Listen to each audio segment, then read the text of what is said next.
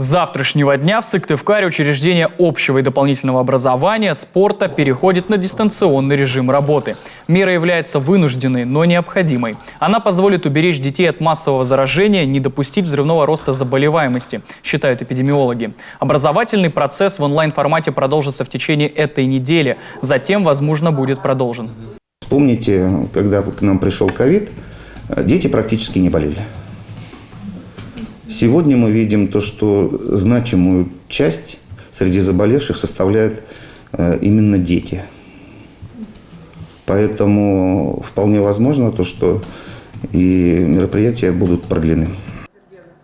Тем временем в республике зафиксировано уже 62 случая заражения штаммом омикрон. Распределены они, как и прежде, по Сыктывкару, Сыктывдинскому, Прилузскому и Сосногорскому районам. К администрации Ухты, где также превышен порог заболеваемости ОРВИ, главный государственный санитарный врач уже подготовил обращение с просьбой перевести все школы на дистант. Остается ждать решения городских властей. Тем временем в Ухте часть школ уже ушла на карантин. С завтрашнего дня и по 31 января в формате дистанционки будут продолжать обучение ученики 10, 18 и 23 школы. Ну а ранее на дистанционный формат в городе уже перешли 3 и 4 школы.